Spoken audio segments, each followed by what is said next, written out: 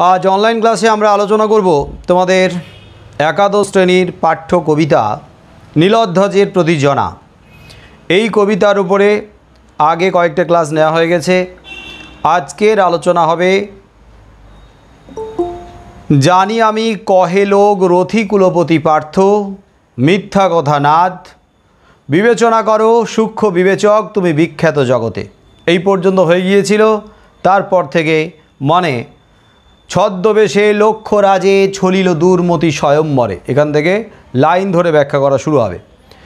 এর আগের ক্লাসগুলোতে যেমনভাবে আমি পড়ানোর সময় লাইনগুলোকে দাগ দিতে বলতাম, আজকেরও তাই।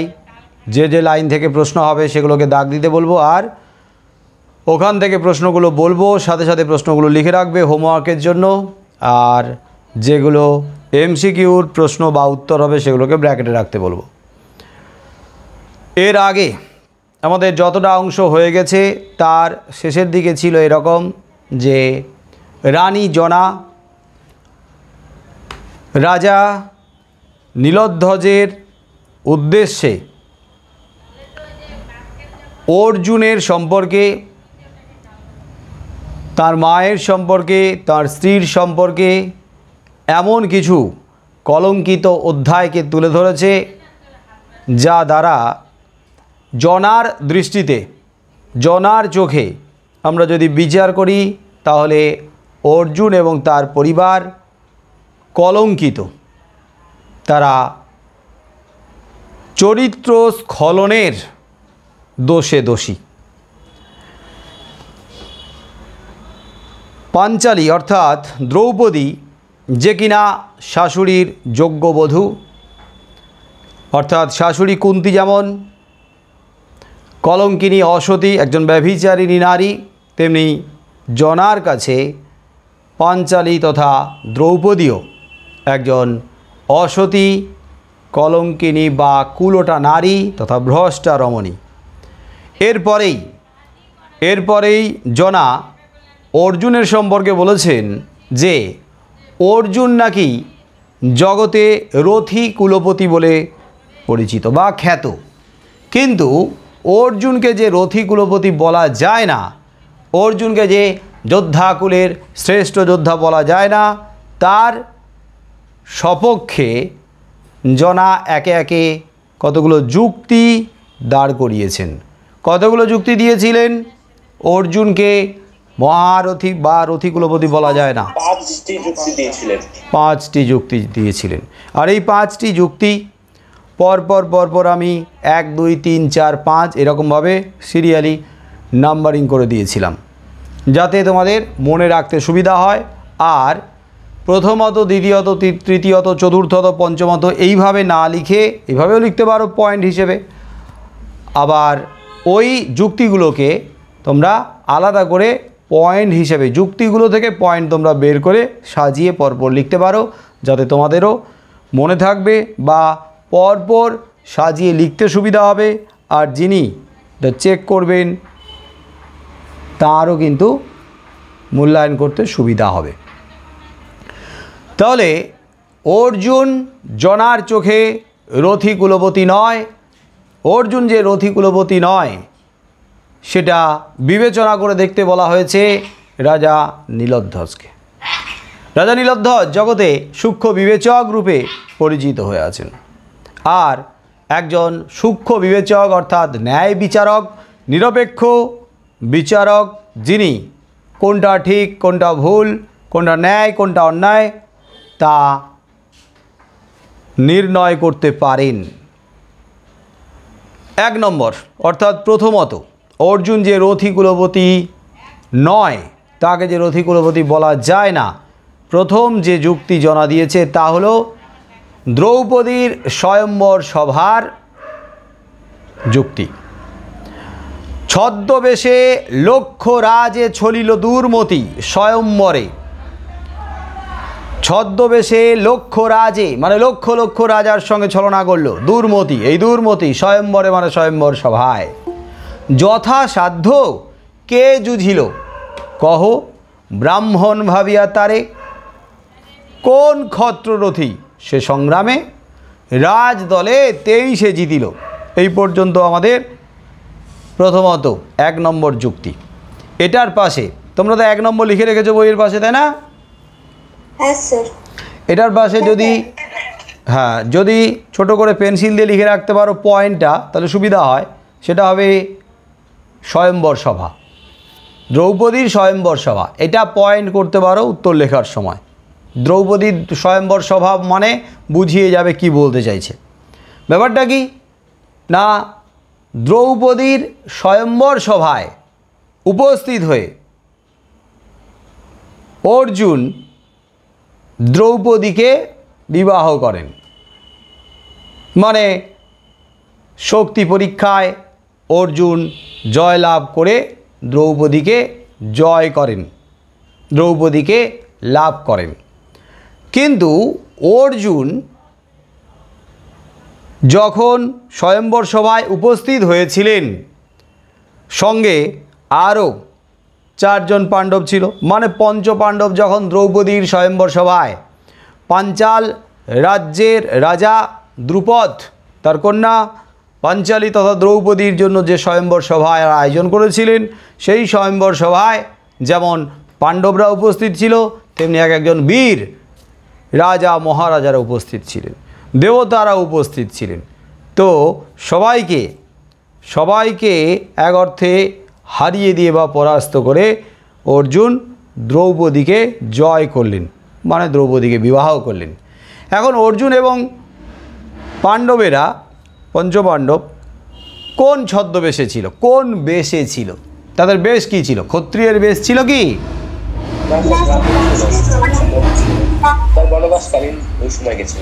ব্রাহ্মণের বেশে ছিল।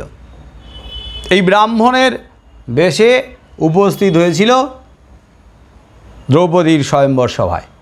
এখন জনার যুক্তি হলো, যিনি ক্ষত্রিয় তিনি তো ছলনার আশ্রয় নেবেন না, যিনি ক্ষত্রিয় তিনি তো ছদ্মবেশের আশ্রয় নেবেন না, অর্থাৎ তিনি ভীরুতা বা কাপুরুষতাকে প্রশ্রয় দেবেন না।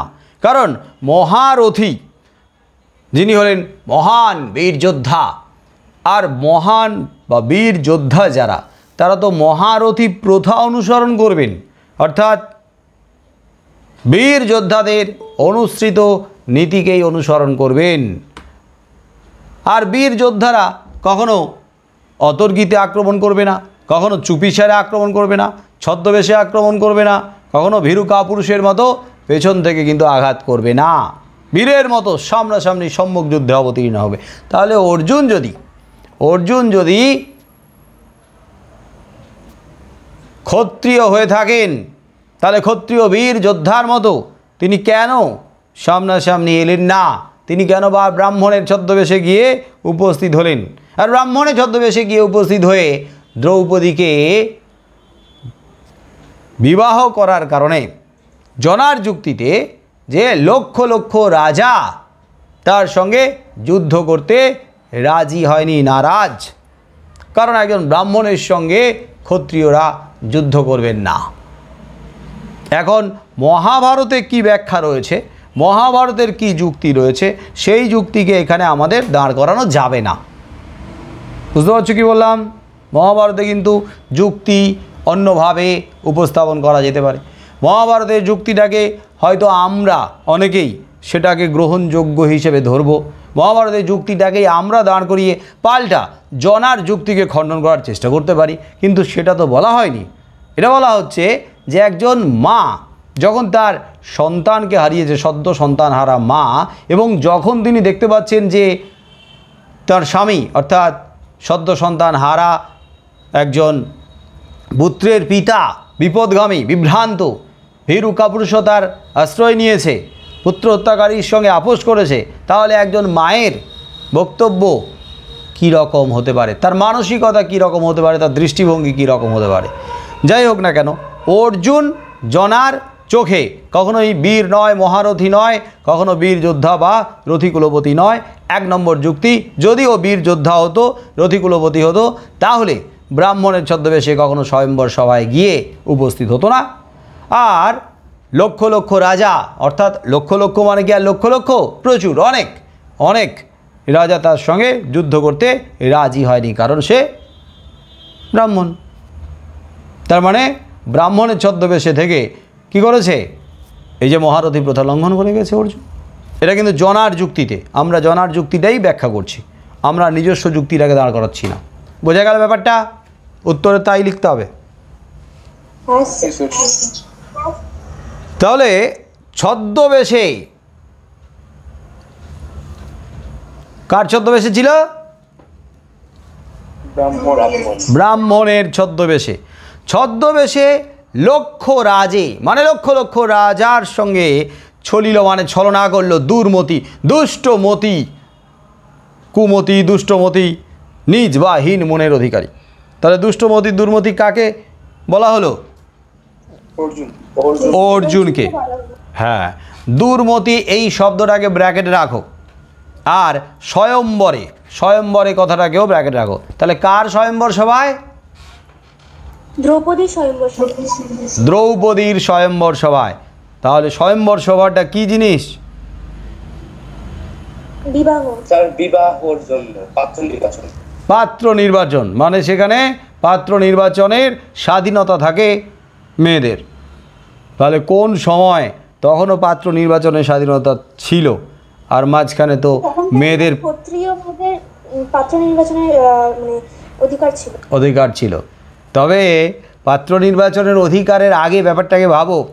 পাত্র নির্বাচনের অধিকার, স্বয়ম্বর সভার আয়োজন করবেন বাবা মানে রাজা, পাত্র নির্বাচনের স্বাধীনতা দেওয়া হবে, কিন্তু পাত্র নির্বাচন করার আগে যাদের যাদের স্বয়ম্বর সভায় উপস্থিত হতে আমন্ত্রণ জানানো হবে, নিমন্ত্রণ করা হবে, তারা কিন্তু বাগড়াকোটের বস্তি থেকে কেউ আসবে না। ওখানে কিন্তু কার্ড একটাও যাবে না। ব্যাপারটা বোঝা গেল কি বলতে চাইলাম? মানে ক্লাসটা কিন্তু একটা স্ট্যাটাসটাকে কিন্তু মেনটেন করা হতো। মানে এই নয় মেয়েদেরকে স্বামী নির্বাচন করে স্বাধীনতা দিয়ে দেওয়া হলো, মানে এই নয় যাও তুমি বেরিয়ে পড়ো, তোমার যাকে ইচ্ছে পছন্দ করে বিয়ে করো। তা মেয়ে যদি মনে করে যে আমি ঘুরতে ঘুরতে কোথায় যাব, বাগড়াকোটে রেল বস্তিতে যাব, খুঁজে নিয়ে আসবো আমার মনের মতো করে একজন, তার মানে এই নয় আমি কাউকে ছোট করছি, কিন্তু ঘটনা হচ্ছে যে শ্রেণীটা, স্ট্যান্ডার্ডটাকে নামতে দেয়া হতো না। যাদেরকে নিমন্ত্রণ করা হতো স্বয়ম্বর সভায় তারা কিন্তু সেরকম বীর যোদ্ধা, রাজা মহারাজা, দেবতারাও নিমন্ত্রিত হতো। আর এখনও তো অনেকের বাড়িতে মেয়েদের এই রকম ধরনের নির্বাচন করার, স্বয়ম্বর সভার কথা বলছি না, যাই হোক, স্বামী নির্বাচন করার এখনও পর্যন্ত অনেক বাধ্যবাধকতা আছে। কি আছে না? অনেকের বাড়িতে তো রীতিমতো একদম মানে আগুন জ্বলবে, আগুন যদি এরকম কিছু হয়। যাই হোক, আমরা আজ থেকে বহুদিন আগের কথা বলছি, বহুকাল আগের কথা বলছি, যেখানে মেয়েদের স্বামী নির্বাচন করার যে সুযোগটা দেওয়া হতো সেটাই হচ্ছে স্বয়ম্বর সভায়। তাহলে স্বয়ম্বর সভাকে ব্র্যাকেটে রাখবে দ্রৌপদীর স্বয়ম্বর সভা।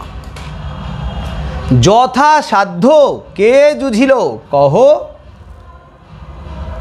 রাজা নীলধ্বজকে প্রশ্ন করেছেন জনা যে কহ, বলো, আমাকে বলো, যথাসাধ্য কে জুঝিল? তার সঙ্গে যথাসাধ্য কেউ যুদ্ধ করতে এগিয়ে গেল, রাজি হলো? কেউ যুদ্ধ করতে রাজি হয়নি। কেন? ব্রাহ্মণ ভাবিয়া তারে, ব্রাহ্মণ ভেবে ক্ষত্রিয়রা ব্রাহ্মণের সঙ্গে যুদ্ধ করতে রাজি হয়নি। ক্ষত্রিয়রা ক্ষত্রিয়ের সঙ্গে যুদ্ধ করবে, কি ব্রাহ্মণের সঙ্গে যুদ্ধ করব? তাহলে ব্রাহ্মণ ভেবে তার সঙ্গে যুদ্ধ করার জন্য কেউ রাজি হয়নি।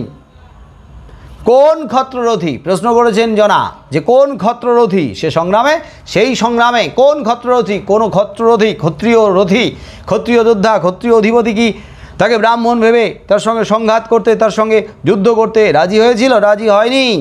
আর তার জন্যই তো রাজদলে 23 জিতিল, রাজদলে 23 জিতিল। 23 মানে কি? বাবা কি জোরে বাইক যাচ্ছে আওয়াজ করে। হ্যাঁ বলো, 23 মানে? সেই জন্য শব্দের অর্থগুলো মুখস্থ করতে হবে। 23 মানে সেই জন্য। তাহলে সেই জন্য রাজদলে এত রাজাদের মাঝে সে জিততে পারল। এই জিতিলোর পরে কিন্তু আমি একটা দাড়ি দিয়েছিলাম, দাড়ি বা বিশ্ববোধক চিহ্ন দিতে বলেছিলাম না? হ্যাঁ স্যার, দাড়ি দিতে বলেছি। এই লাইনটা দাগ দাও, রাজ দলে 23-এ জিতিল লাইনটা দাগ দাও, প্রশ্ন লেখো।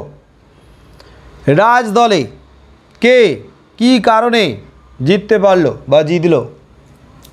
রাজ দলে কে কি কারণে জিততে পারলো বা জিতলো? কিন্তু স্যার বললেন যে কর্ণ তো তাদেরকে মানে মানে তাদের বিরুদ্ধে মানে ব্রাহ্মণদের বিরুদ্ধে গিয়ে তো সেই মানে সেই যে ধনুর্বিদ্যার যে মানে প্রতিযোগিতা ছিল সেখানে তো নাম দিয়েছিল। নাম দিয়েছিল মানে মানে স্বয়ংবরে যে ধনুর্বিদ্যার যে আয়োজন করা হয়েছিল। হ্যাঁ হ্যাঁ, নাম দিয়েছিল তো কর্ণ, আরও বীর যোদ্ধারা।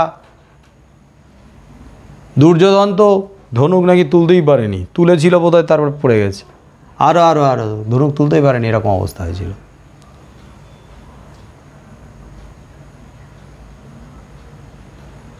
ওপরের দিকে লক্ষ্যভেদ করতে হবে, তাই তো?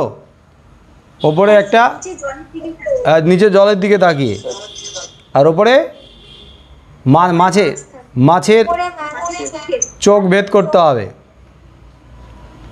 তো অনেকে তো ধনুক মানে ধনুক তুলতেই পারেনি, এত ভারী। আর দ্রুপদ চোখ ভেদ করেছিল। হ্যাঁ, কিন্তু সে শূদ্র বলে দ্রৌপদী হ্যাঁ হ্যাঁ অস্বীকার করেছে। রাইট রাইট, এই তো মহাভারত জানলে কত কি জানা যায়। Very good. পারলে না? পারলে তোমরা মহাভারতের পুরো পর্বগুলো সবগুলো পড়ো। দেখা আছে। বাহ, দারুণ দারুণ। স্যার ওই দ্রৌপদী কৃষ্ণের সহায়তা এটা করছিল, কৃষ্ণই বলছিল যে শূদ্র। হ্যাঁ, আগের থেকেই উস্কেছে। ওই তো আগের থেকেই ওকে বলে দিয়েছিল যে ওকে ওর স্বামী হিসেবে অর্জুনকে নির্বাচন করতে হবে। হ্যাঁ, তখনও পর্যন্ত কিন্তু মানে জানা যায়নি যে অর্জুন বা পঞ্চপাণ্ডব বেঁচে রয়েছে। তবে দ্রুপদের ছিল, মানে একটা আশা ছিলই যে ওরা কিন্তু বেঁচে রয়েছে। আর যদি অজ্ঞাতবাসে ছিল কিন্তু বেঁচে রয়েছে, এটা ওর মন বলছিল। পরে গিয়ে দেখেও এসছে যে অর্জুনের সঙ্গেই বিয়ে হলো।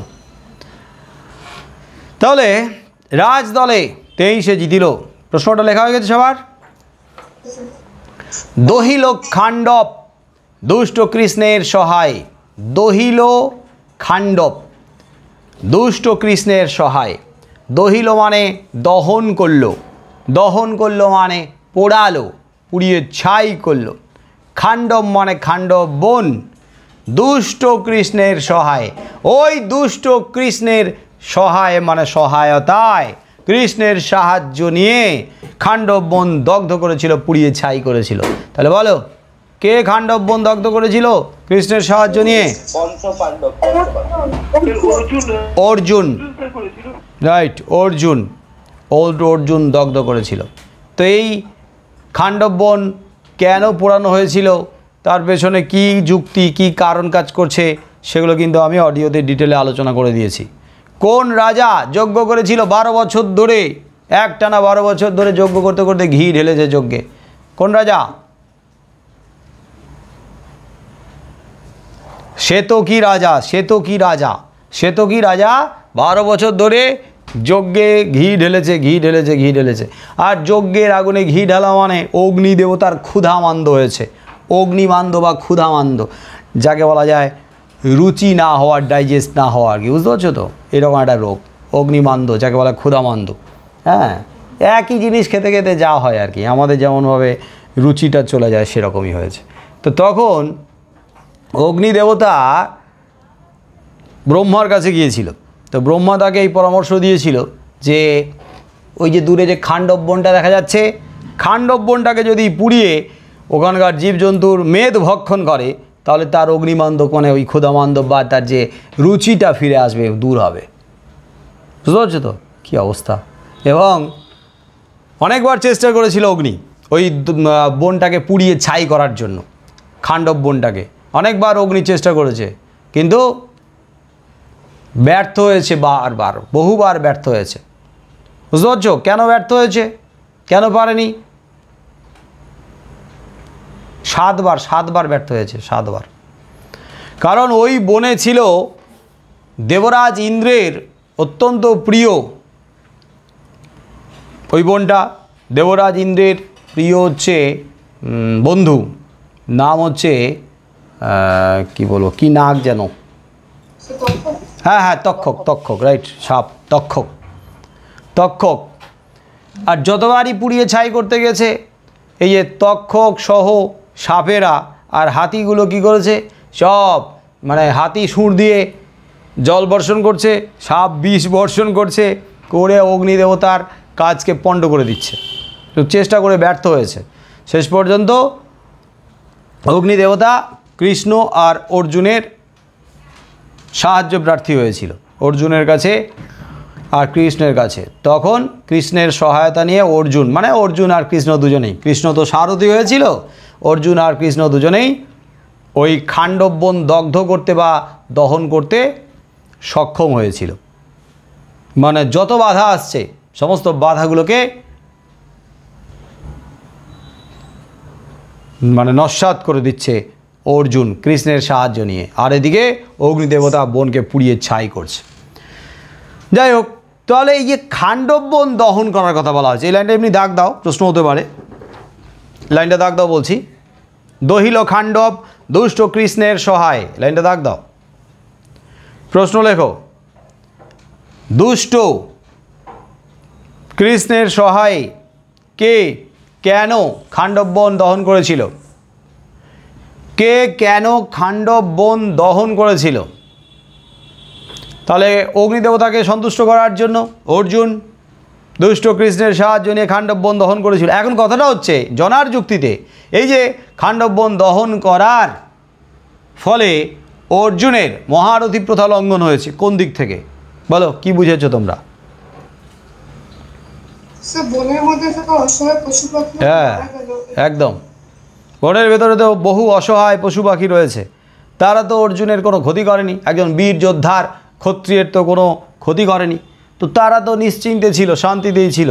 এত অসহায় পশু পাখির মৃত্যুর কারণ হয়েছে অর্জুন, তো একজন ক্ষত্রিয় বীর যোদ্ধা হয়ে সে তো কখনো নিরীহ অসহায়ের প্রাণ হরণ করতে পারে না। অগ্নিদেবতাকে সন্তুষ্ট করতে গিয়ে যে কাজ করলো এটা মহারথী প্রথা বিরুদ্ধ। তাহলে 2 নম্বর যুক্তি। তার মানে আমরা এটা দ্বিতীয়ত পয়েন্ট করতে পারি, সেই সাথে সাথে আরেকটা পয়েন্ট করতে পারি, খাণ্ডব বন দহন, খাণ্ডব বন বলেও পয়েন্ট করতে পারি। খাণ্ডব বন কথাটা মাথায় আসার সাথে সাথেই বুঝে যাবে যে জনা কি বলতে চাইছে, যে অর্জুন এখানে মহারথী প্রথা কীভাবে লঙ্ঘন করেছে। কি মনে থাকবে? ওকে। শিখণ্ডীর সহকারী কুরুক্ষেত্র রণে পৌরব গৌরব ভীষ্ম বৃদ্ধ পিতামহে সংহারিল মহাপাপী। শিখণ্ডীকে ব্র্যাকেটে রাখো। শিখণ্ডী, শিখণ্ডী যে নপুংসক, তার গত জন্মে কি নাম ছিল? এটা গত ক্লাসে আলোচনা করেছি। অম্বা। কাশীরাজের 3 কন্যার জ্যেষ্ঠ কন্যার নাম অম্বা। অম্বা আর 2 মেয়ের নাম কি ছিল? অম্বিকা আর অম্বালিকা। তো জ্যেষ্ঠ কন্যা অম্বা, যে কিনা ভীষ্মকে পরজন্মে হত্যা করার প্রতিজ্ঞা নিয়ে বা আশীর্বাদ লাভ করে, শিবের কাছ থেকে আশীর্বাদ পেয়েছিল, আশীর্বাদ লাভ করে পরজন্মে জন্ম নিয়েছিল এই শিখণ্ডী রূপে। আর পরজন্মে শিখণ্ডীকে সামনে ঢাল হিসেবে দাঁড় করিয়ে অর্জুন কাকে হত্যা করলো? কাকে তীরে তীরে জর্জরিত করলো? নিজের পিতামহ ভীষ্মকে, ভীষ্মকে জর্জরিত করলো তীরে তীরে। তার মানে যদি শিখণ্ডীকে সামনে না দাঁড় করাতো তাহলে অর্জুনের দ্বারা সম্ভব ছিল না তার বৃদ্ধ পিতামহকে শয্যাশায়ী করা, স্বরে শয্যাশায়ী করা সম্ভব ছিল না। মাটিতে ফেলা, মাটিতে তো ফেলেনি, স্বরের ওপরে শয্যাশায়ী করেছিল। তাহলে শিখণ্ডীর সহকারে, শিখণ্ডীকে ব্র্যাকেটে রাখো, শিখণ্ডীর সহকারে মানে শিখণ্ডীর সহায়তা নিয়ে, শিখণ্ডীর সাহায্য নিয়ে যখন কুরুক্ষেত্র যুদ্ধে ভীষ্ম কৌরবদের সেনাপতি এবং একের পর এক প্রচুর সৈন্যকে ধ্বংস করে চলেছে, তাকে কিছুতেই পেরে উঠছে না, তখন পাণ্ডবেরা পরামর্শ করেছিল যে শিখণ্ডীকে সামনে দাঁড় করিয়ে অর্জুন পিতামহকে তীরে তীরে জর্জরিত করবে, এবং এটা কৃষ্ণের পরামর্শই হয়েছিল। এবং আমরা জানি যে ভীষ্ম এই প্রতিজ্ঞা করেছিল যুদ্ধের আগে, কৌরবদের পক্ষ নিয়ে যখন যুদ্ধ করছিল সেনাপতি হয়ে, তখন কিন্তু এই প্রতিজ্ঞা করেছিল যে যুদ্ধক্ষেত্রে কোনো নিরীহ অসহায়কে তিনি হত্যা করবেন না, মানে তার বিরুদ্ধে অস্ত্র ধারণ করবেন না, মানে কোনো স্ত্রী, কোনো শিশু আর কোনো ক্লীব মানে নপুংসক যার উপরে তিনি অস্ত্র চালনা করবেন না। তাই যেদিকে যুদ্ধক্ষেত্রে যেদিকেই ভীষ্ম যাচ্ছে সেদিকেই শিখণ্ডী এসে দাঁড়াচ্ছে, শিখণ্ডীকে দেখেই সরে যাচ্ছে অন্যদিকে, কিন্তু বারবার শিখণ্ডী ভীষ্মের সামনে আসছে। তো ভীষ্মকে সামনে রেখে আড়াল থেকে তীর ছুঁড়েছে তার স্নেহের অর্জুন। তাহলে শিখণ্ডীর সহকারে কুরুক্ষেত্র রণে, কুরুক্ষেত্রের যুদ্ধে শিখণ্ডীর সহকারে মানে শিখণ্ডীকে সাহায্য নিয়ে, শিখণ্ডীর সাহায্য নিয়ে, শিখণ্ডীর সহায়তায় পৌরব গৌরব ভীষ্ম, ভীষ্ম যে কিনা পৌরব কুলের গৌরব, কৌরব কলেনি কিন্তু, এর আগে কিন্তু পৌরব কথাটা ছিল, তোমাদের বুঝিয়ে দিয়েছি না? হ্যাঁ, পৌরব পুরুকুলের থেকে পৌরব, পৌরব মানে সম্পূর্ণ বংশ, পুরো বংশটার গৌরব শান ভীষ্ম যে কিনা অর্জুনের বৃদ্ধ পিতামহ, পিতামহ কথাটাকে ব্র্যাকেটে রাখো, আর পৌরব গৌরব ভীষ্মকেও ব্র্যাকেটে রাখো। সংহারিল মহাপাপী, এই লাইনটা দাগ দাও, সংহারিল মহাপাপী, এই কথা দুটোতে দাগ দাও। সংহারিল মহাপাপী, মহাপাপী বলতে কাকে বোঝানো হয়েছে এখানে? অর্জুনকে বলা হয়েছে মহাপাপী, পাপী পাষণ্ড। মহাপাপী যদি না হয়, নিজের বৃদ্ধ পিতামহ ভীষ্মের উপরে অস্ত্রাঘাত করে, আবার এরকম ভীরু কাপুরুষতার সাহায্যে। দাগ দিয়েছ, প্রশ্ন লেখো, সংহারিল মহাপাপীর প্রশ্নটা লেখো যে কে কাকে কিভাবে সংহার করেছিল, কে কাকে কিভাবে সংহার করেছিল। তাহলে কে না অর্জুন, মহাপাপী অর্জুন, কাকে না বৃদ্ধ পিতামহ ভীষ্মকে কিভাবে সংহার করেছিল না শিখণ্ডীর সাহায্য নিয়ে বা শিখণ্ডীর সহায়তায়। তাহলে এখান থেকে আমরা তৃতীয়ত পয়েন্ট করতে পারি, সেই সাথে সাথে আরেকটা পয়েন্ট হতে পারে যে পিতামহ ভীষ্ম বা পিতামহ ভীষ্মকে হত্যা, এটা পয়েন্ট হিসাবে মাথায় থাকলে পুরো কাহিনীটা, গল্পটা, এই জায়গাটা মনে থাকবে। এরপরে 4 নম্বর চতুর্থত, দ্রোণাচার্য গুরু কি কুছলে নরাধম বধিল তাহারে, দেখো সরি দ্রোণাচার্য গুরু, গুরু দ্রোণাচার্য, দ্রোণাচার্যকে ব্র্যাকেটে রাখো, দ্রোণাচার্য গুরু, গুরু দ্রোণাচার্য। বলো, দ্রোণাচার্য পাণ্ডব কৌরবদের মধ্যে সব থেকে বেশি স্নেহ করত, ভালোবাসত, পছন্দ করত, আপন করে নিয়েছিল কাকে? অর্জুনকে। আর তাই তো অর্জুনকে সব থেকে শ্রেষ্ঠ যোদ্ধা হিসেবে তৈরি করেছিল ধনুর্বিদ্যায়। এমনকি তার শিষ্য অর্জুনকে যাতে ধনুর্বিদ্যায় কেউ ছাড়িয়ে যেতে না পারে, তার জন্য বনে গিয়ে যখন তার এক একনিষ্ঠ ভক্তকে দেখেছিল একলব্যকে, তখন তার গুরুদক্ষিণা বাবদ কী চেয়েছিল? বুড়ো আঙুল চেয়ে নিয়েছিল। তার মানে কতখানি স্নেহ করে, কতখানি ভালোবাসে অর্জুনকে দ্রোণাচার্য। অথচ সেই গুরু দ্রোণাচার্যকে অর্জুন কিনা হত্যা করল। এটা শুনে আমাদের কি মনে হচ্ছে? যে দ্রোণাচার্যকে অর্জুন হত্যা করেছে, এটাই তো বলছে, তাই না? কিন্তু দ্রোণাচার্যকে তো অর্জুন হত্যা করেনি। অর্জুন করে নাই তো। কে করেছিল? দৃষ্টদ্যুম্ন করেছিল, দৃষ্টদ্যুম্ন। ধৃষ্টদ্যুম্ন।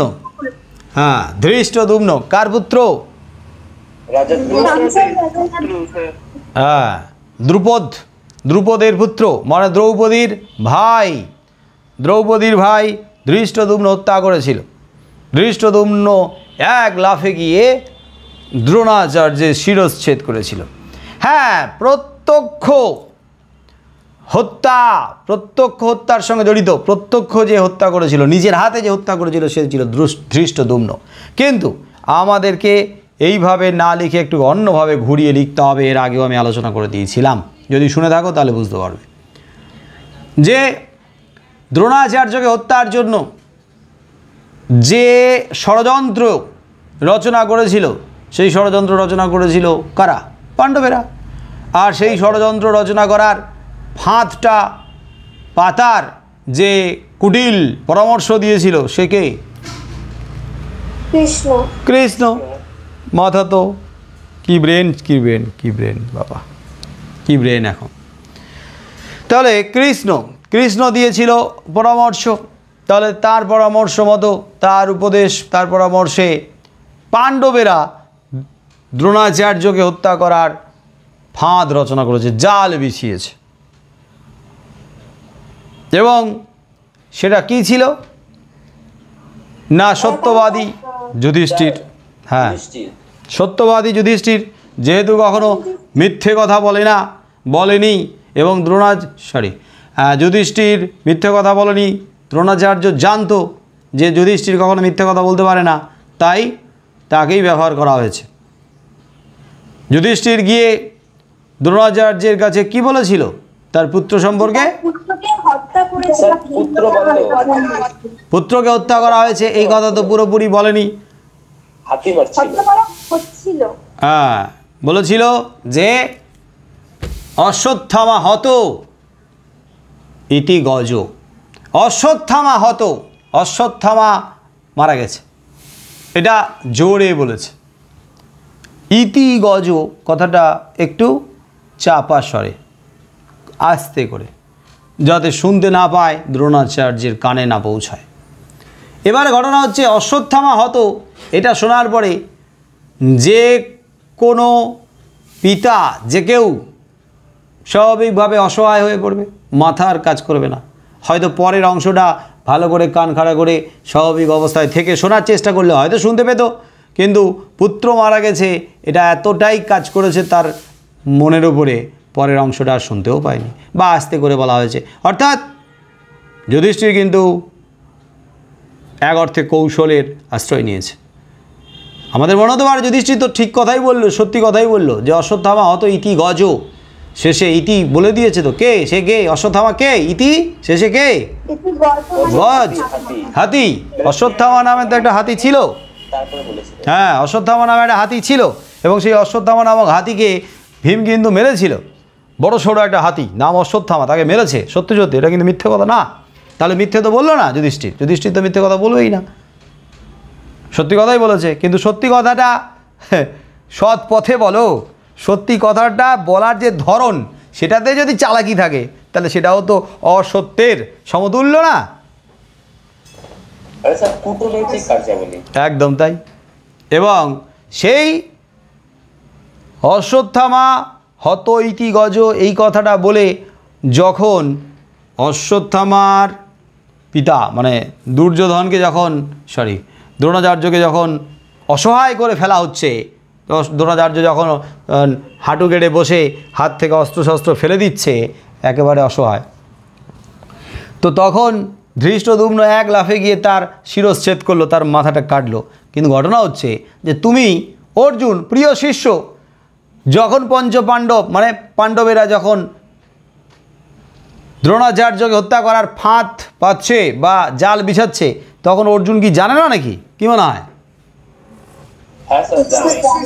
তো জেনে বুঝে, যদি গুরুর হত্যার এই ষড়যন্ত্রটা জেনে বুঝেও চুপ থাকে, তাহলে ইন্ধন দেওয়াই হলো, কিন্তু ইন্ধন দেওয়া হলো, উস্কে দেওয়া হলো।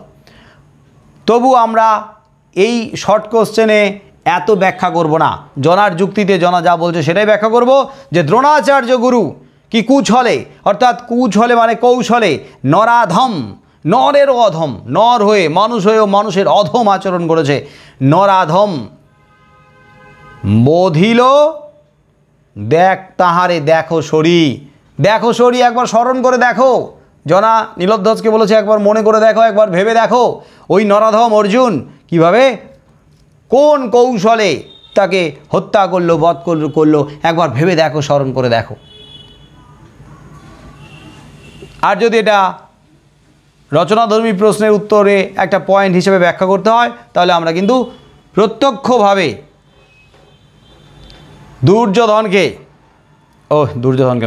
দ্রোণাচার্যকে হত্যা করার জন্য আমরা অর্জুনকে সরাসরি দায়ী করব না, কিন্তু ঘুরিয়ে অর্জুনও যে দায়ী তার গুরুকে হত্যা করার পেছনে সেটাকেই লিখব। বুঝতে পারছো? আচ্ছা, দেখো সরি কথাটাকে দাগ দাও, দেখো সরি। আর প্রশ্ন লেখো, কাকে কি স্মরণ করে দেখতে বলা হয়েছে বা মনে করে দেখতে বলা হয়েছে? কাকে কি স্মরণ করে বা ভেবে দেখতে বলা হয়েছে বা মনে করে দেখতে বলা হয়েছে?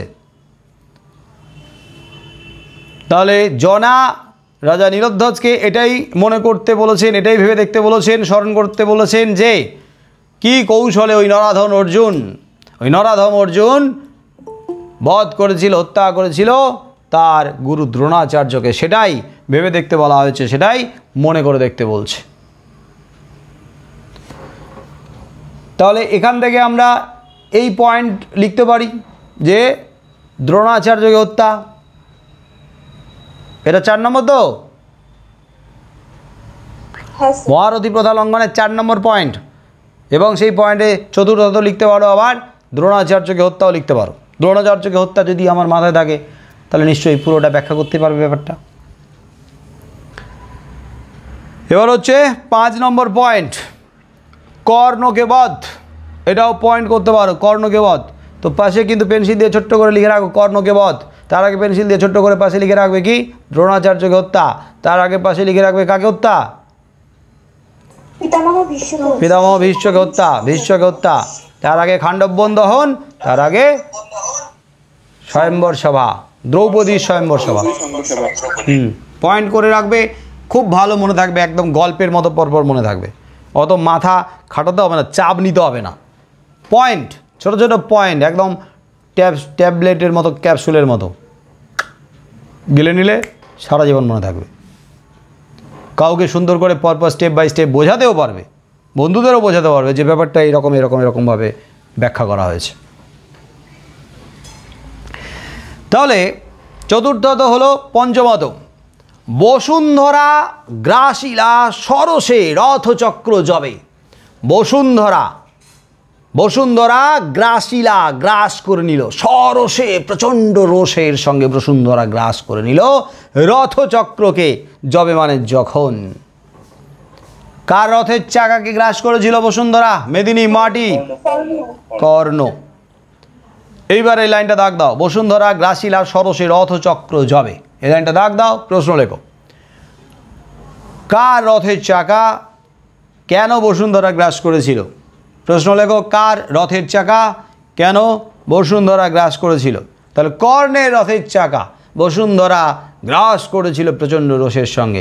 কেন গ্রাস করেছিল? অভিশাপ দিয়েছিল। কে অভিশাপ দিয়েছিল? একজন ব্রাহ্মণ, ব্রহ্মশাপ। হ্যাঁ, আমারও মনে নেই, ব্রাহ্মণ লিখবে, বইতে দেওয়া আছে। না, পরশুরাম যে অভিশাপ দিয়েছিল সেটা আলাদা। পরশুরাম অভিশাপ দিয়েছিল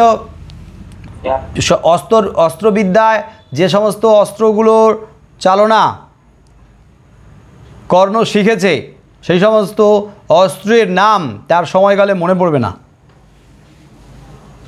আর ব্রাহ্মণ অভিশাপ দিয়েছিল রথের চাকা সময়কালে মেদিনী গ্রাস করবে আর অসহায় হয়ে পড়বে। কারণ অস্ত্র শিক্ষাকালে ভুলবশত, অসাবধানতাবশত কর্ণ একজন ব্রাহ্মণের গাভী হত্যা করে ফেলেছিল। আর গো হত্যা মহাপাপ, আর সেই কারণে ব্রাহ্মণ অভিশাপ দিয়েছিল। এই অভিশাপ দিয়েছিল যে সময়কালে মেদিনী মাটি বসুন্ধরা কর্ণের রথের চাকা গ্রাস করবে, আর কর্ণ অসহায় হয়ে পড়বে, অসহায় অবস্থায় তার মৃত্যু হবে। এটা ছিল ব্রাহ্মণের অভিশাপ। তাহলে প্রচণ্ড রোষের সঙ্গে যখন বসুন্ধরা গ্রাস করল কর্ণের রথের চাকা, সেই সময় আর একটা কাণ্ড ঘটল। যবে ব্রহ্মশাপে বিকল সমরে, ব্রহ্মশাপে ব্রাহ্মণের অভিশাপে, ব্রহ্মশাপে মানে ব্রাহ্মণের অভিশাপে বিকল হয়ে গেছে, বিকল অসহায় সমরে মানে যুদ্ধক্ষেত্রে। সেই সাথে সাথে আরেকটা কাণ্ড কী ঘটেছিল, ওই অস্ত্রগুরু পরশুরামের কাছে অস্ত্র শিক্ষাকালে নিজের পরিচয় গোপন করে অস্ত্র শিক্ষা করেছিল। তিনি যে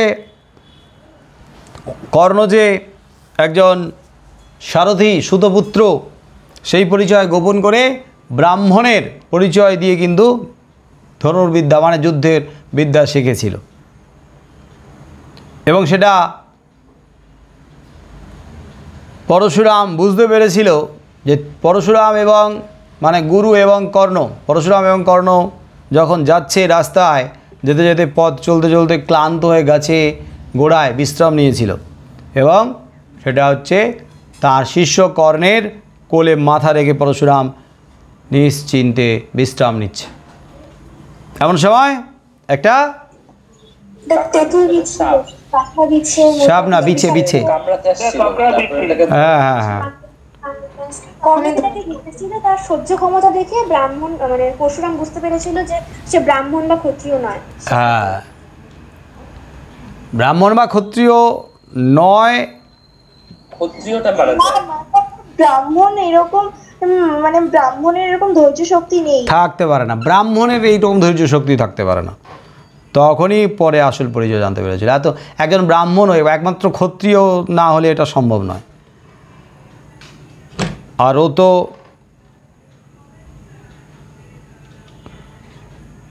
শূদ্র হলেও দুর্যোধন, হ্যাঁ দুর্যোধন পরে তাকে একটা অঙ্গরাজ্যে বরণ করে নিয়েছিল, ক্ষত্রিয়ের মর্যাদা দিয়েছিল।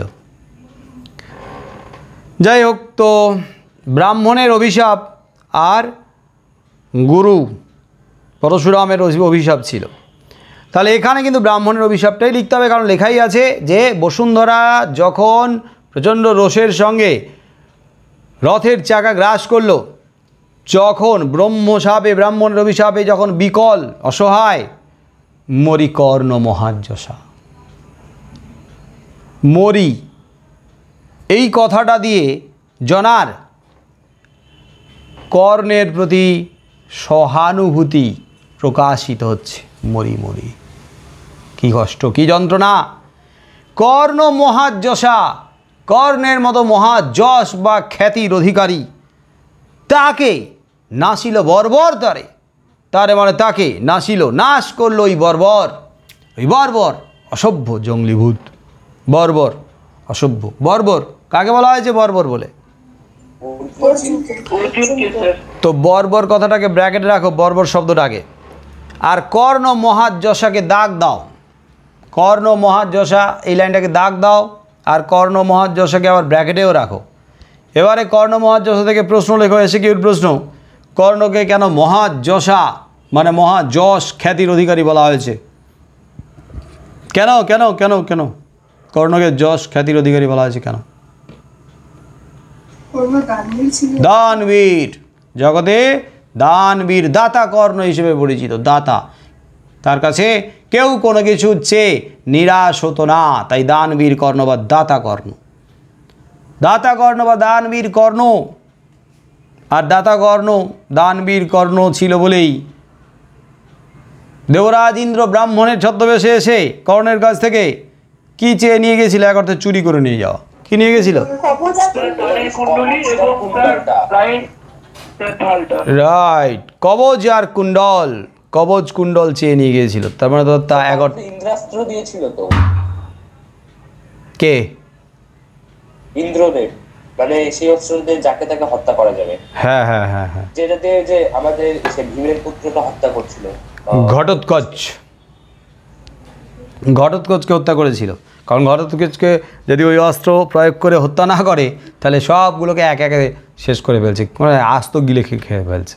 কিন্তু এটা তো অর্জুনের জন্য তুলে রেখেছিল অস্ত্রটা। হ্যাঁ হ্যাঁ হ্যাঁ, কিন্তু এখন অর্জুনের জন্য তুলে রাখা অস্ত্র দিয়ে অর্জুনকে মারবে তো পরে, আগে তো নিজে বাঁচুক, নিজেরা তো ঘটোৎকচের হাত থেকে বাঁচুক, তো ভয়ঙ্কর অবস্থা। অর্জুনের একটা কৌশল, মানে কৃষ্ণের একটা কৌশলই ছিল যে অর্জুনের প্রাণ বাঁচানোর জন্য ঘটোৎকচকে সামনে রেখেছে। নিয়ে আসতে হবে। উফ, মানে এত এত বড় রাজনীতিবিদ, এত বড় রাজনীতিবিদ আর দ্বিতীয়টি দেখা যায় না। তার মানে কৃষ্ণের মতো রাজনীতিবিদ, তার মানে কৃষ্ণের ক্যারেক্টারটাকে, কৃষ্ণের চরিত্রটাকে দাঁড় করাতে গিয়ে যিনি দাঁড় করিয়েছেন, তাহলে তার মাথাটা কেমন এটাও ভাবো।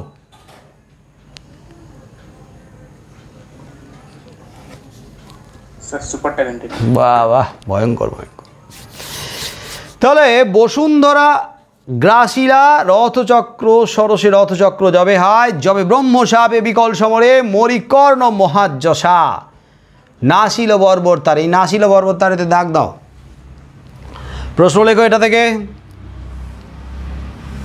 কে কাকে কিভাবে নাশ করেছিল? এই বর্বর বলতে কাকে বোঝানো হয়েছে আর কি, কে কাকে কিভাবে নাশ করেছিল? তাহলে বর্বর অর্জুন নাশ করেছিল মহাযশা কর্ণকে, যখন ব্রাহ্মণের অভিশাপে বসুন্ধরা কর্ণের রথের চাকা গ্রাস করেছিল এবং কর্ণ যুদ্ধক্ষেত্রে অসহায়, তখনই তাকে হত্যা করেছিল। যদিও আমরা মহাভারত অনুসারে জানি যে অর্জুন কিন্তু ওই অসহায় অবস্থায় কর্ণকে হত্যা করতে চায়নি, রাজি হচ্ছিল না, কিন্তু কার প্ররোচনায়, কার উস্কানিতে? সেই ঘুরে ফিরে কৃষ্ণের কথায় হত্যা করতে হয়েছিল। যাই হোক না কেন, তোমাকে এইটুকু ছোট বাচ্চা নাকি? হ্যাঁ, ললিপপ খাও। কৃষ্ণ কেন, পাড়ার লোক যে কেউ বলতে পারে, তোমার কি নিজের বুদ্ধিশুদ্ধি নাই? ও বলেছিল তাই করেছো তো অপরাধ, দোষী তো তুমি, মানতে হবে। তুমি মহারথী কখনোই নাও, একে একে তুমি 5টা জায়গাতে নিয়ম লঙ্ঘন করে গেছো। আরও যদি বলি তাহলে আরও কত জায়গাতে নিয়ম লঙ্ঘন করেছো, তার ঠিক ঠিকানা নেই। অর্জুন, মহারথী তুমি নও। আমি বলছি না, কে বলছে? জনা। ধর্মযুদ্ধ ছিল তো, সে তো অবশ্যই ন্যায় প্রতিষ্ঠার যুদ্ধ, ধর্ম প্রতিষ্ঠার যুদ্ধ। আর ধর্ম প্রতিষ্ঠার যুদ্ধে অন্যায়কারী, সে নিজের ভাই হতে পারে, আপনজন হতে পারে, তাকে তো সরে যেতেই হবে। ধর্মযুদ্ধের কারণেই তো হচ্ছে। কিন্তু আমি কি বলছি? আমি বলছি না, তুমি বলছো না, এটা জনার যুক্তি। এক পুত্র তো হারা মায়ের যুক্তি, সেই যুক্তির সামনে কেউ দাঁড়াতে পারবে না, তোমরা ঝড়ের মতো উড়ে যাবে। আচ্ছা, এটা থেকে আমরা, এটা তো 5 নম্বর মানে পঞ্চমত, এটা থেকে আমরা পয়েন্ট কি করতে পারি? হ্যাঁ, কর্ণকে হত্যা। তো পাশে লিখে রাখো, কর্ণকে হত্যা বা কর্ণকে বধ। এবারে জনা বলছে, কহ মোরে শুনি। রাজা নীলধ্বজকে বলছে জনা যে কহ মোরে, আমাকে বলো শুনি আমি। মহারথী প্রথা কি হে এই মহারথী? মহারথী প্রথা কি হে এই মহারথী? মহারথী, এটা কি মহারথী প্রথা হয়েছে? এটা কি মহারথী প্রথা হলো? কহ মহারথী, কহ মহারথী। মহারথী তুমি বলো, মহারথী প্রথা কি হে মহারথী? এই মহারথী বলে, এই যে লাইনে শেষের মহারথী বলে কাকে সম্বোধন করলো জনা? রাইট, নীলধ্বজকে। এই শেষের মহারথীটাকে ব্র্যাকেটে রাখো। আর এই মাইক বন্ধ কর, রিকো হচ্ছে। শেষের মহারথীকে ব্র্যাকেটে রাখো। এখান থেকে প্রশ্ন হবে, এখানে মহারথী বলতে, এই মহারথী বলতে কাকে বোঝানো হয়েছে বা কাকে মহারথী বলে এখানে সম্বোধন করা হয়েছে? লাইন তুলে যদি এখানে মহারথী বলে, তাহলে রাজা নীলধ্বজকে রানী জনা মহারথী বলে সম্বোধন করে বলেছে, তুমিও তো একজন মহারথী, তুমিও তো একজন বীর যোদ্ধা, তাহলে তুমি বলো মহারথী। অর্জুন একে একে এইভাবে মহারথী প্রথা লঙ্ঘন করে গেল, তাহলে কি এগুলো মহারথী প্রথা হলো? এই লাইনটা দাগ দাও, বড় প্রশ্ন হবে, বড় প্রশ্ন, রচনাধর্মী প্রশ্নের উত্তর এখান থেকে লিখতে হবে। এই যে মহারথী প্রথা, এই লাইনটা, মহারথী প্রথা কি হে এই মহারথী, এটা সেটা কি কর্নার বললে 5 নাম্বার স্টার দিয়ে 5 লেখো, প্রশ্ন লেখো। মহারথী প্রথা কি? মহারথী প্রথা কি? কোশ্চেন মার্ক দিয়ে আর একটা পার্ট লেখো। কাকে কেন মহারথী, সরি, কে কিভাবে মহারথী প্রথা লঙ্ঘন করেছে? মহারথী প্রথা কি 1 নম্বর, 2 নম্বরও এটা হতে পারে, আর কে কিভাবে মহারথী প্রথা লঙ্ঘন করেছে এটা 3 বা 4 নম্বরে হতে পারে। এবার যদি তোমরা নোট মুখস্থ নাও করো, শুধু যদি মহাভারতের এই জায়গাগুলো তোমাদের মাথায় থাকে, তাহলে একজন সদ্য সন্তানহারা জননীর যুক্তিতে অর্জুন যে মহারথী প্রথাগুলো লঙ্ঘন করে গেল, সেটা গল্পের মতো পরপর পয়েন্ট করে লিখতে পারবে না? হ্যাঁ sir. Very good, very good, এটাই চাই। নোট মুখস্থ পুরোপুরি করার দরকার নেই, নোট থেকে শব্দ নাও, ভাষা নাও, ভাষাটাকে আরও মজবুত করো, স্ট্যান্ডার্ড করো, তারপর সুন্দর করে গুছিয়ে সাজিয়ে নিজের মতো করে যুক্তি দিয়ে লেখো। মানে এখন থেকে ডিপেন্ডেন্ট হওয়া এটা ভুলে যাও, যে নোটের উপর ডিপেন্ড করতে থাকবো, এরকম যেন না হয়। এখন থেকে লেখার মান বাড়াতে হবে, নিজের দক্ষতা বাড়াতে হবে। আমরা বুঝবো, আমরা পড়বো, বুঝবো, জানবো, যুক্তি দেব, নোট থেকে নেব, ভাষা নেব, ভাষা জ্ঞান আরও বাড়বে। কিন্তু যখন পরীক্ষার সময় লিখব, তখন আর হুবহু নোট লিখব না, সুন্দর করে গুছিয়ে যুক্তি দিয়ে সাজিয়ে লিখব। কহ মহারথী, কহ মোরে শুনি মহারথী প্রথা কি হে এই মহারথী। আনায় মাঝারে আনি মৃগেন্দ্রে কৌশলে বধ হে ভীর উচিত ব্যাধ। সে মৃগেন্দ্র যবে না সে রিপু আক্রমে সে নিজ পরাক্রমে। কি না তুমি জানো রাজা, কি কব তোমারে। আনায় মাঝারে আনি, বলো আনায় মানে কি?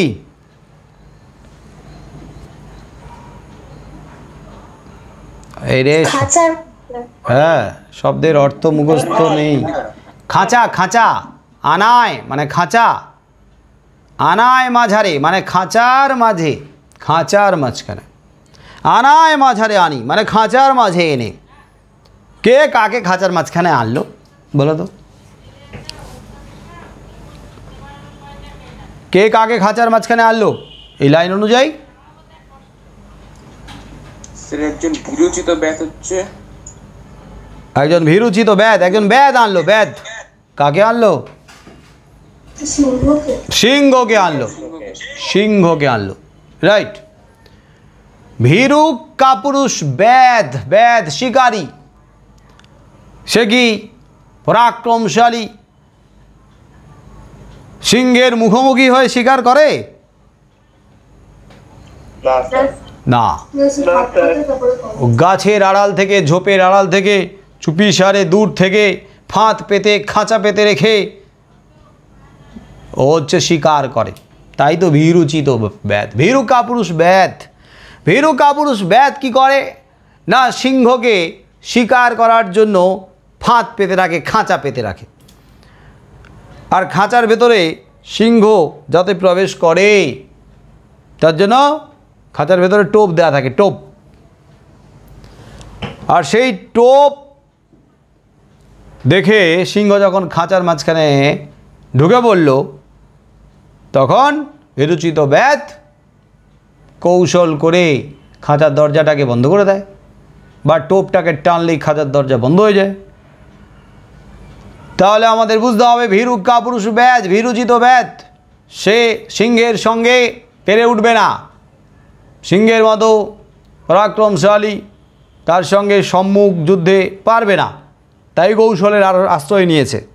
তাহলে খাঁচায় এনে, আনায় মাঝারে আনি, খাঁচার মাঝখানে এনে কাকে?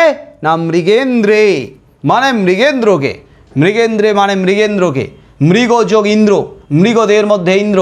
মৃগ মানে হরিণ হলেও আগের অর্থ ছিল পশু, বর্তমানে হরিণ। মৃগ মানে হরিণ, কিন্তু আগের অর্থ ছিল পশু। তাহলে মৃগেন্দ্র মানে পশুদের মধ্যে, ইন্দ্র মানে শ্রেষ্ঠ, মানে পশুরাজ। মৃগেন্দ্র মানে পশুরাজ। কে সে? সিংহ। তাহলে মৃগেন্দ্রে মানে পশুরাজ সিংহকে। তাহলে পশুরাজ সিংহকে খাঁচার মাঝখানে এনে কৌশলে বধে মানে বধ করে। কে? না ভীরুচিত ব্যাধ, ভীরু কাপুরুষ ব্যাধ কৌশলে খাঁচার মাঝে এনে বধ করে সিংহকে। কখন? না সে মৃগেন্দ্র, অর্থাৎ সেই মৃগেন্দ্র, সেই পশুরাজ সিংহ, যবে মানে যখন, না সে রিপু, না সে মানে নাশ করতে উদ্যত হয়। না সে মানে নাশ করে না, নাশ করতে উদ্যত হয়, তবে কি অর্থটা মেলাতে পারবে। না সে রিপু, রিপু মানে কি? শত্রু। শত্রুকে নাশ করার জন্য যখন আক্রমে, সে নিজ পরাক্রমে, আক্রমে মানে আক্রমণ করে। শত্রুকে নাশ করার জন্য যখন সে আক্রমণ করে, নিজের পরাক্রমে আক্রমণ করে। সিংহ কি কারোর সাহায্য নেয়? কারোর কাউকে কি অবলম্বন হিসেবে সিংহ পাশে নেয়? না স্যার। সে নিজের পরাক্রমে, নিজের পরাক্রমে তার সামনের শত্রুকে নাশ করার জন্য যখন আক্রমণ করে বা আক্রমণ করে ঝাঁপিয়ে পড়ে, তখনই ভীরু কাপুরুষ ব্যাধ কৌশলে তাকে খাঁচার মাঝে এনে তাকে বধ করে। বোঝা গেল লাইনটার সরল অর্থ, গদ্যরূপ? তাহলে ব্র্যাকেটে রাখো, মৃগেন্দ্রকে ব্র্যাকেটে রাখো, আর ভীরুচিত ব্যাধকে ব্র্যাকেটে রাখো। মৃগেন্দ্রকে ব্র্যাকেটে, ভীরুচিত ব্যাধকে ব্র্যাকেটে। এবারে বলো, ভীরুচিত ব্যাধ বলতে কাকে বোঝানো হয়েছে? ভীরুচিত ব্যাধের সঙ্গে কাকে তুলনা করা হয়েছে? জনা, কাকে তুলনা করা? অর্জুনকে। ভীরু কাপুরুষ অর্জুন। অর্জুন যদি ভীরু কাপুরুষ না হয়ে থাকবে, তাহলে তার বালক প্রবীরকে হত্যা করেছে সে মহারথী প্রথা লঙ্ঘন করে। মহারথী প্রথা লঙ্ঘন করে অন্যায় সমরে, আগেই বলেছে জনা, অন্যায় সমরে, অন্যায়ভাবে সমরে যুদ্ধক্ষেত্রে প্রবীরকে হত্যা করেছে। কারণ সেটা মহারথী প্রথা অনুসরণ করা হয়নি। কারণ সমানে সমানে যুদ্ধ হয়নি, সমকক্ষের মধ্যে যুদ্ধ হয়নি। তাহলে ভীরু কাপুরুষের মতো যুদ্ধ করেছে, ভীরু কাপুরুষের মতো হত্যা করেছে অর্জুন। কাকে হত্যা করেছে? তাহলে মৃগেন্দ্রের সঙ্গে কাকে তুলনা করা হলো? প্রবীরকে হত্যা করেছে। অর্জুনের বয়স কত ছিল? হ্যাঁ, মানে ও যে বয়সী, ও যে কি বলবো, মানে যে বয়সী এবং যতটা পারদর্শী, সেই বয়স অনুপাতে প্রবীর ওর থেকে অনেক ছোট, অতটা সমকক্ষ হয়নি। সেই অর্থে সমানে সমানে যুদ্ধ হচ্ছে না তো, সমানে সমানে যুদ্ধ হচ্ছে না তো। 90-95 তো হবেই। জানি না, তখনকার দিনে এই সমস্ত বীর যোদ্ধাদের। হ্যাঁ হ্যাঁ হ্যাঁ, নাতি নাতি, হ্যাঁ ঠিকই বলেছে, নাতির বয়সী। যাই হোক, তাহলে মৃগেন্দ্র রূপী অর্থাৎ পশুরাজ সিংহরূপী পরাক্রমশালী বীর বিক্রমে সাহসী বীর বিক্রমের অধিকারী কে? না প্রবীর। আর সেই প্রবীর যখন সম্মুখ যুদ্ধে ঝাঁপিয়ে পড়েছে মৃগেন্দ্রের মতো, তখন ভীরু কাপুরুষ ব্যাধের মতো অর্জুন তাকে কৌশলে হত্যা করেছে যুদ্ধক্ষেত্রে মহারথী প্রথা লঙ্ঘন করে। কি না তুমি জানো রাজা? কি কব তোমারে? কি না তুমি জানো রাজা? রাজা তুমি কি না জানো? কে কাকে বলছে? জনা রাজা নীলধ্বজকে বলছি, রাজা তুমি তো রাজা, ক্ষত্রিয় অধিপতি, তুমি কি না জানো? তার মানে তুমি সবই জানো, তুমি তো সবই জানো। বলো কি কব তোমারে? তোমাকে কি কইব? কব মানে কইব, বলবো। তোমাকে কি বলবো আমি? একজন স্ত্রী হয়ে, একজন রানী হয়ে, একজন নারী হয়ে তোমাকে কি বলবো, তোমার তো কোনো কিছু অজানা নয়, তুমি তো সবই জানো যে কে ভীরু কাপুরুষের মতো হত্যা করেছে আমাদের পুত্র প্রবীণকে। তাহলে তুমি তো সবই জানো, তোমাকে কি বলবো। জানিয়া শুনিয়া তবে কি ছলনে ভুল আত্মশ্লাঘা মহারথী। জানিয়া শুনিয়া, জেনে শুনে তবে কি ছলনে ভুল আত্মশ্লাঘা। এতদিন ধরে জেনে শুনে কি তুমি কি মিথ্যে আত্মশ্লাঘাকে প্রতিপালন করেছো। ছলনে মানে ছলনা করা, এখানে প্রতিপালন করা, এখানে পালন করে আসা। জেনে শুনে কি তুমি ভুল আত্মশ্লাঘাকে প্রতিপালন করেছো। আত্মশ্লাঘা মানে কি?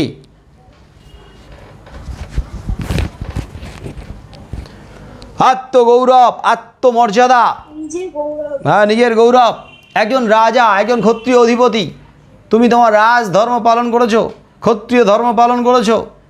অন্যান্য রাজরা বীর যোদ্ধাদের কাছে তুমি আদর্শ হয়ে উঠেছ। অথচ তোমার এই আচরণ, তোমার নীরবতা, পুত্র হত্যাকারী অর্জুনের সঙ্গে আপোষ করে নেওয়া, সব জেনে শুনেও চুপ করে থাকা, এগুলো দেখে আমি কি বুঝবো যে তাহলে কি তুমি জেনে শুনে এতদিন ধরে ভুল আত্মশ্লাঘাকে প্রতিপালন করে এসেছো, ভুল আত্মমর্যাদাকে, ভুল আত্মসম্মানকে, ভুল আত্ম অহংকারকে প্রতিস্থাপন করে এসেছো, প্রতিপালন করে এসেছো। একজন রাজার আত্মশ্লাঘা থাকবে, আত্মগৌরব থাকবে, আত্মসম্মান, আত্ম অহংকার থাকবে, আত্মমর্যাদা থাকবে। তাহলে জেনে শুনে কি ইচ্ছে করে ভুল আত্মশ্লাঘাকে এতদিন প্রতিপালন করে এসেছো। বাইরে দেখাচ্ছ এক, অথচ ভেতরে তুমি ভীরু কাপুরুষের মতো এতদিনকে আমি মিথ্যে জানি, ভুল জানি। এই লাইনটার মানে বোঝা গেল? জানিয়া শুনিয়া তবে কি ছলনে ভুল আত্মশ্লাঘা মহারথী। মহারথী, এখানে মহারথী বলে কাকে সম্বোধন করলো? রাজা নীলধ্বজকে।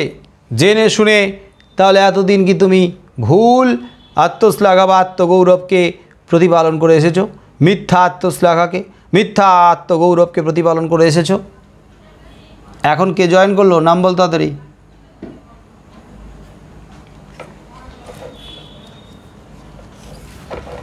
হ্যাঁ,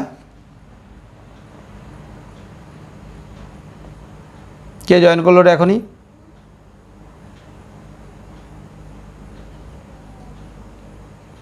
কাকে জয়েন করালাম এখনই? নামটা বল তো, তোর আগে দেখেছিস? নামই বলে না, লেফট হয়ে গেল। চন্দন মজুমদার বলে কেন? না না না না, জয়েন করলো কি এখন? একটু খেয়াল রাখিস তো। তাহলে জেনে শুনে কি এতদিন তুমি মিথ্যে বা ভুল আত্মশ্লাঘাকে, আত্মগৌরবকে প্রতিপালন করে এসেছো।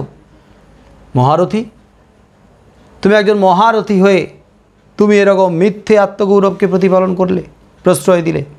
হায় রে, কি পাপে রাজ শিরোমণি রাজা নীলধ্বজ আজি নতশির। হায় রে, কি পাপে রাজা নীলধ্বজ কি কোনো পাপ করেছে? যে পাপ করে, যে পাপী, তার মাথা নত হয়।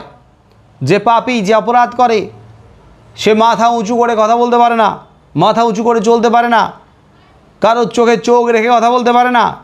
আজকে রাজা নীলধ্বজ দেখতে পাচ্ছি নতশির হয়ে রয়েছে। আবার কার সামনে? না, অর্জুনের সামনে। রাজা নীলধ্বজ, তাহলে আপনি কি পাপ করেছেন? আপনি কি পাপ করেছেন যে পাপের কারণে রাজ শিরোমণি হয়ে, রাজাদের মধ্যে শ্রেষ্ঠ হয়ে, শিরোমণি হয়ে নতশির হয়ে রয়েছ? তাও আবার পার্থের সমীপে, অর্জুনের সামনে। হে বিধাত, তুমি বলো। বিধাতা বলে কাকে সম্বোধন করলো জনা?